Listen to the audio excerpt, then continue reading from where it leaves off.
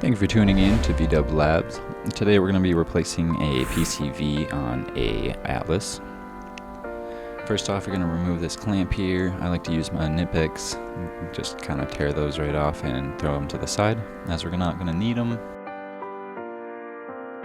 So after you do that, then what we're going to do is remove the PCV hose to the N80.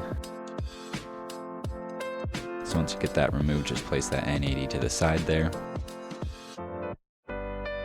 Once you get the N80 placed to the side, we're going to move on to the coil packs and the ground straps. So I have a 10mm socket and with a 10mm wrench, I do have it bent to the side, have it shaved down at the end there just to help get into that 10mm bolt and nut there. So you're going to remove that, place the ground strap to the side, get them out of the way. Then after that, we're going to move to the connectors here. Be careful when removing the connectors as they can easily break. They are plastic. If they do break, you will need to replace them as you will have bad connection. Remove those, and then after that, we'll move on to the coil pack connectors. It'll be easier to remove them after removing that pressure sensor connector. Remove that, pop them up. Kind of move them off to the side, and then you're going to pop off the coil pack. It's kind of a snug fit. If they do separate, that's alright.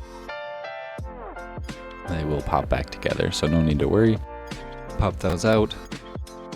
Just place them to the side. After that, we're going to move on to the harness up front of the engine here, where there's a bracket. There's two T30 bolts. We're going to kind of remove those a little bit here. I should have removed them fully, as you'll see later on. But you're just going to back those bolts out. And backing those bolts out for that bracket will actually give us a little extra room when removing the PCV itself.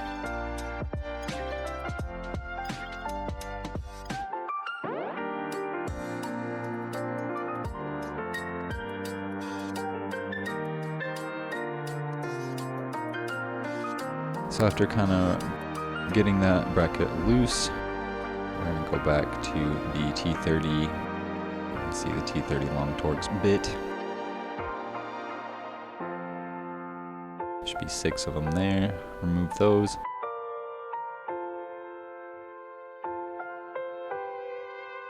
And then be careful when installing the new one, because you want to start those by hand. If you do use a power tool, be very careful. Make sure you really do start them by hand. You don't want to cross thread any bolts or anything at the time, as that will lead to bigger issues.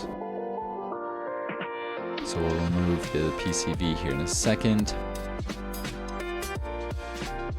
I'm going to remove this breather hose on top.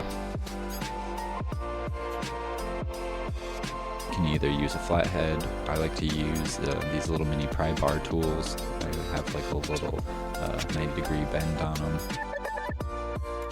I'll get in there a little bit easier, kind of pop that open a little bit. Just be careful with it so you don't break that plastic. Pry that in there carefully and just kind of pop that hose back off. But God, through His grace and mercy, because of His great love, it is kind of a pain. Just be careful with it, like I said. So we're going to remove that. Now everything's loose.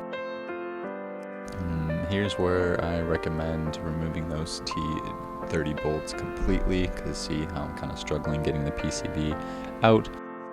So remove those T30 bolts completely. It'll give you more room to be able to pull the PCV right there.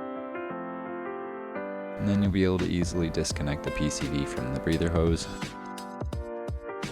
what we're going to do is take that, place that to the side. Then you're going to come back and just clean up the mounting surface. Just make sure all of the debris, oil, everything's cleaned up. So you want a nice clean mounting surface just to ensure that there's no vacuum leaks or anything. So once you install the new one, like I said, make sure you are hand starting those bolts because you don't want to cross thread them. So once you get all 6 kind of hand started, then you're gonna want to tighten those down. And I like doing either every other and then just going back.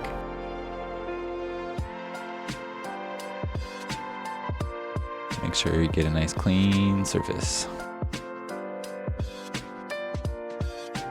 Alright, so now we're gonna install.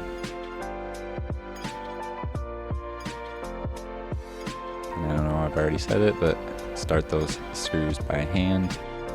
Because if you cross-thread them in at this point, because that's cross-threading into your bridge cover there, which is basically your head cover. You do not want to do that. Then you'll have to replace the whole bridge cover there. So now we're going to tighten these bolts down. Get those all nice tightened down. And make sure that your breather hose is going to be installed. Make sure it's connected properly. Don't want any leaks there as well. See, nice and tight. And then we're going to install the pressure sensor. You're going to remove that from the old PCV if you didn't have a new pressure sensor to put on. So we got that installed. Now we're going to put the N80 back into the PCV at this time. Kind of snake it in there. Got snaked in there. Get that N80 back onto the bracket there. And then the little plastic C-clamp onto the hose. Got that all snug fit. Now we're going to put the coil pack on 3 and 4 back in. Here's where I go and disconnect coil pack 1 and 2 just to help put 3 and 4 back on. Just gives a little bit more movement on that harness.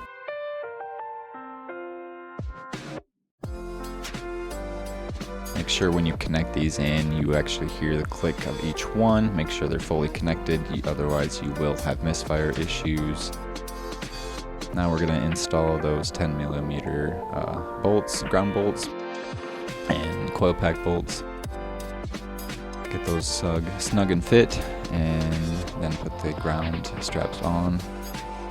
And I like to hand thread these on, just start it on so you don't cross thread like I say. Get those nice and snug. Now we're going to plug in the pressure sensor. Make sure it's nice and connected. And that's all. Ephesians chapter 2, verses 4 through 5 says,